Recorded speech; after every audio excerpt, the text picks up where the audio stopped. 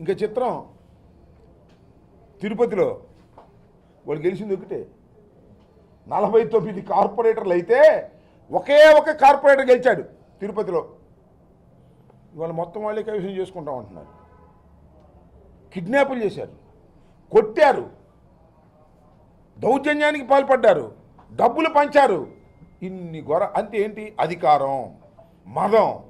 అధికారం మదం ఉంది. మేము ఏ స్థానిక సంస్థని బ్రతకనివ్వము. గెలిచిన వాళ్ళందరినీ కూడా వైసీపీ అంటే దించేస్తాం, లేదు మా పార్టీలోకి వస్తే రక్షిస్తాం. ఇదే కదా నేను మనవి చేస్తున్నా. మా డిప్యూటీ మేయర్, మా మేయర్ మీరు ఎన్ని ప్రలోభాలు పెట్టినా లొంగేటటువంటి వ్యక్తులు కాదు. మీకున్న మార్గం ఏంటి? ఇంకా అవిశ్వాస తీర్మానం పెట్టడానికి పెట్టండి, చూస్తాం. మనవి చేస్తున్నాం, ప్రజలు గమనిస్తారని మనవి చేస్తున్నా. ప్రలోభాలు పెట్టి ఏదో ఒక విధంగా దించాలని మీరు చేసేటటువంటి ప్రయత్నాలను ఎదుర్కోవడానికి వైఎస్ఆర్ కాంగ్రెస్ పార్టీ సిద్ధంగా ఉందని కూడా మనవి చేస్తున్నా. We don't care that.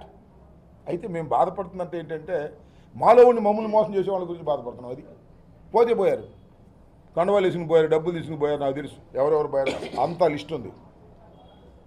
ఈ నలుగురు మాతో పాటు వచ్చి అటు ఓటేశారు కదా, అది కూడా మేయర్ గారికి తెలిసిపోద్ది సిస్టంల ప్రకారం. అవన్నీ అంతర్గతమైన విషయాలు, వాటి మీద సమీక్షించుకుంటాం అందరం కూర్చొని. ఇఫ్ నెసరీ యాక్షన్ తీసుకుంటాం, ముందుకు వెళ్తాం, భయపడే ప్రశ్న లేదు.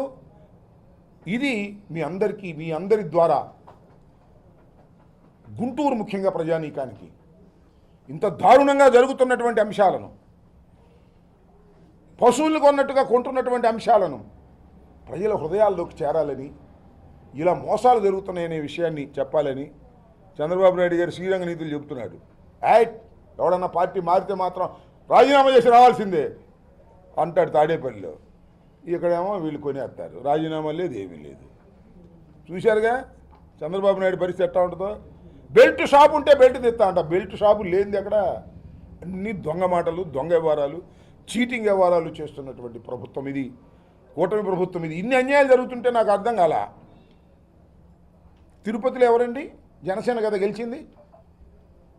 తిరుపతిలో ఇన్ని దౌర్జన్యాలు జరుగుతున్నాయి కదా. 49లో 48 సీట్లు గెలుచుకున్నటువంటి వైఎస్ఆర్ కాంగ్రెస్ పార్టీనేమో పక్కకు పోయింది. ఒక్క సీటు గెలుచుకున్న వాళ్ళేమో డిప్యూటీ మేయర్ ఎన్నికలో గెలిచారు. ఇది ప్రజాస్వామ్యమా?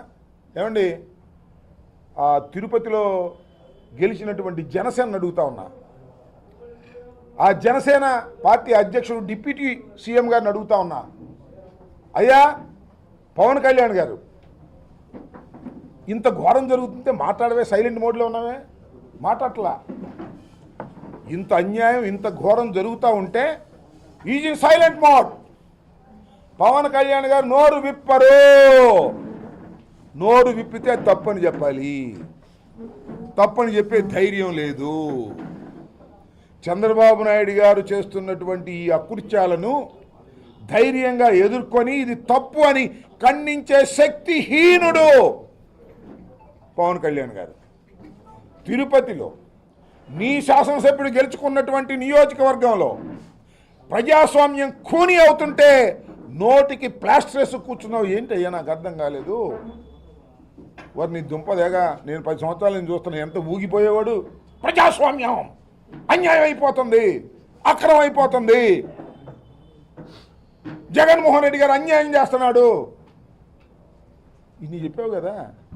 మరి ఇవాళ ఏమైంది?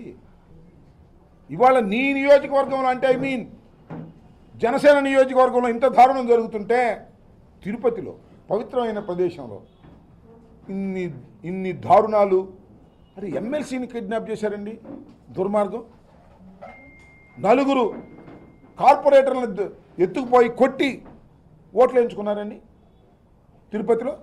వాళ్ళ తర్వాత వచ్చి కరుణాకర్ రెడ్డి గారి సమక్షంలో చెప్పారు, అయ్యా మమ్మల్ని కొట్టారు, బెదిరించారు, చేతులు ఎత్తకపోతే ఊరుకోమన్నారు, అందుకని భయపడి చేశామంటే ఇది ప్రజాస్వామ్యమా? పవన్ కళ్యాణ్ గారు నేను అడుగుతా ఉన్నా, జనసేన అడుగుతా ఉన్నా. ఈ దుర్మార్గాల్ని ప్రోత్సహిస్తున్నది ఒక్క చంద్రబాబు నాయుడు గారే కాదు, పవన్ కళ్యాణ్ గారు కూడా అనేటువంటి భావన కలుగుతూ ఉన్నటువంటి తరుణం. ఇప్పటికైనా సైలెంట్ మూడ్ నుంచి మారాలి పవన్ కళ్యాణ్ గారు. ఉన్న వాస్తవాలను ప్రజలకు చెప్పవలసినటువంటి బాధ్యత ఒక పార్టీ అధినేతగా, ఉప ముఖ్యమంత్రిగా, తిరుపతి నియోజకవర్గాన్ని జనసేన రిప్రజెంట్ చేస్తున్నందుకు గాను మీరు విప్పవలసినటువంటి అవసరం ఉన్నది. విప్పకపోతే మీ కర్మ, ప్రజలు అర్థం చేసుకుంటారు.